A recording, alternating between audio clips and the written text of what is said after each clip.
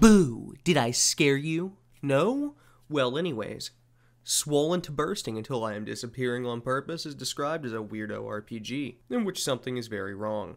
A flying saucer is crash-landed in town, but it's Thursday, so you have to go to work at the post office. This is pretty spot on. The game is weird, but it's also equal parts depressing. But we'll get into that later. Gameplay. This is the part of the video where I talk about gameplay. Oh. So to start, there is no combat, at least not in a traditional sense. The game works in a level check system. When you are a higher level than your enemies, you win instantly. And if you're a lower level, you lose. This system works really well, turning combat into a puzzle that you need to overcome. I really enjoyed this feature of the game. It really made me want to check every corner to make sure I didn't lose any battles. If the game had combat like most RPGs where they have a random encounter system, I think the exploration would be a lot less fun to do and going around the map would be more of a chore. I will now explain how to level. Since there is not a combat system with XP, first you need to get an effect. Then you milk said effect at any one of the many cow machines in the game. Are you following me so far? Good, because this will be on the test. After milking the effect, your level increases. It doesn't seem to be by a static number. Different effects increase your level by different amounts. You get set effects by exploring and completing quests. Some are hidden, some are hard to find, others you'll just find on the ground while exploring areas in the moor. Oh, by the way, the moor is what we call the inside of the flying saucer, and that's where you'll spend most of your time in the game exploring. Beyond leveling up, effects are also used as hints. When talking to the husband on the left side of town with an effect equipped, he will give you hints and clues about where you need to go in the moor. Don't leave that in. Effects can also be equipped as cosmetics to drip out your character. My favorite one is the one you get from the rat detective in the pink rat room. Hey, what the hell are you doing? You're muddying up my crime scene, pal. Here, take this and leave. Oh no, it seems I've become submissive and breedable. Oh, and last thing, they can also be equipped and used for certain effects, like Dark Glow, which gives you the ability to see coordinates in the moor and so on. Come on, sir, please, come on. I was 90% done with this video. Then I realized I forgot to talk about the graphics. So, this game has 2D sprites in an almost 3D landscape. This art direction works surprisingly well with the themes of this game. The pixel art itself is reminiscent of Pokemon, before they made the horrible decision to move to 3D. The combination of art reminded me specifically of Pokemon Black and White. Swollen to bursting easily beats most of my favorite indie titles, with ease. But there is one thing we still haven't mentioned, and that's this guy. Who is he, and why is he everywhere? And why does it work so well? A lot of times game designers will do something lazy, and it'll hurt the game.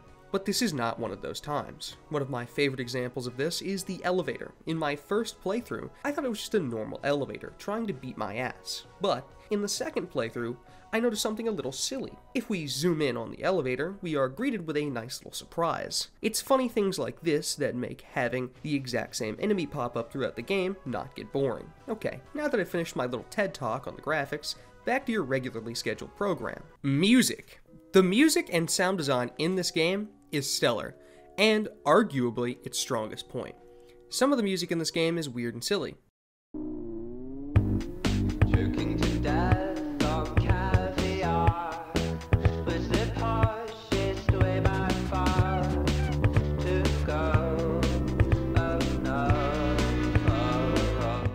Then you get to the depressing and melancholy music.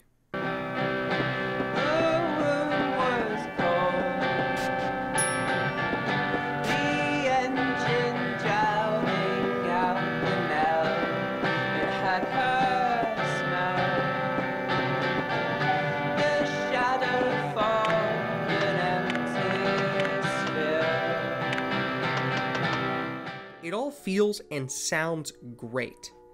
And pair that with an amazing sound design and you have a great example how to use music or a lack of music to convey an emotion or elevate the theme. I won't try to over-explain. Instead, I will show you two clips that convey two very different emotions.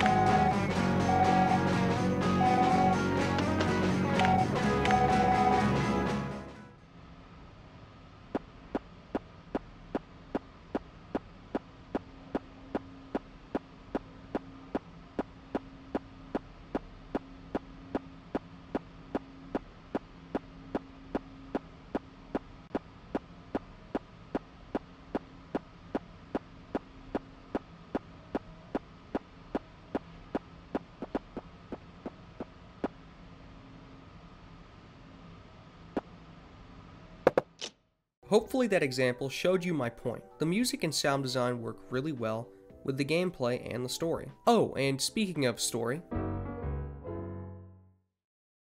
warning and spoilers. This is going to get kind of dark. Swollen to Bursting, on the surface, is a game about the player character delivering packages so they can get off of work and visit the flying saucer that crash landed on the far right side of Vomit, which is the town's name. But everything changes when you enter the saucer. It's almost like two different games. You enter the ship to what looks to be a abandoned carnival with rides that no longer work. The area is dark, dreary, and there's no music, just static and strange noises.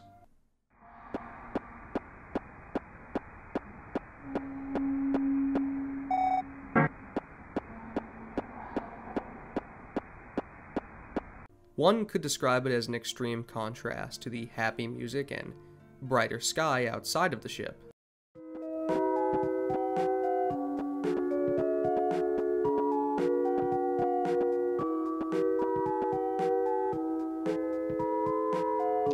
After going deeper in the ship, you come across an even darker area, and this is the moor. The moor is even darker and the strange noises have stopped completely.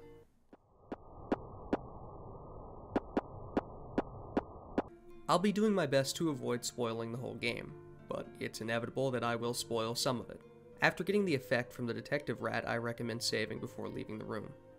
Because after leaving the room, you're not taken back to the moor, you're taken to a train station. If you click on the sign, you'll get a text box that says, "I'm not going to hurt you yet." After that pops up, you'll get an effect called alcohol. If you leave the room after getting the effect, you'll be taken to a piano. If you play it right, something might happen. But as it's not important to the story, I'm not going to spoil it. You click on the well, then jump. You're now on a roof. If you click on the edge, you will be greeted by a dark blue or violet text box that asks you if you're still okay. Yes or no. If you go through the door after answering, you will be transported back to the carnival area on the ship. Now, if you didn't go back through the doors, and instead waited, a train would come, and after battling said train and winning, you can now ride the train. It takes you back to October. Here is where the actual story elements are put into play. In each area, there are battles or puzzles that lead to an apartment, with different months each time. Inside of the apartment, you can click on the items in the room, and text boxes will appear. The story is told through these text boxes. Each month, from the month of moving to the final month at the end of the game, show signs of declining mental health from depression, anxiety, and body dysmorphia. In September, the first month where they move into the apartment, the person in the room can be described as hopeful.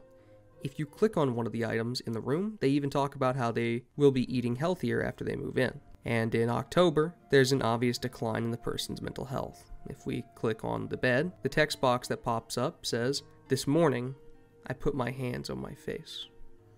It felt like someone else's face."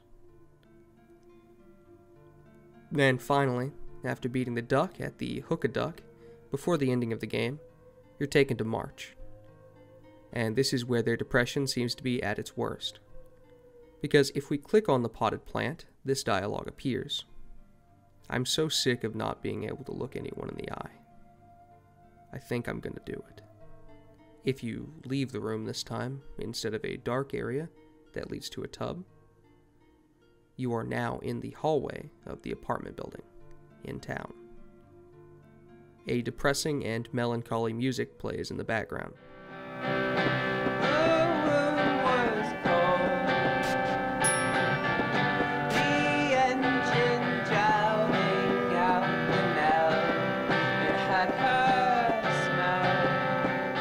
You can only go in one direction, and you can't enter any building or interact with anything.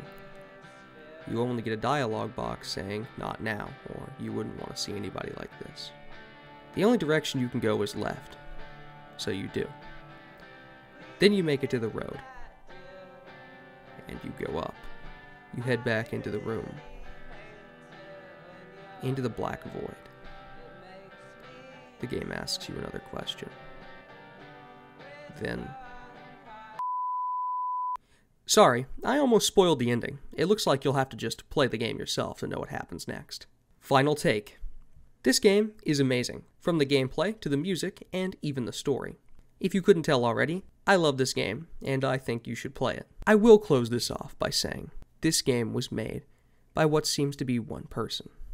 It's also a very short game you could beat in about 4 hours. And it's free on Steam. The link will be in the description below. Thanks for watching.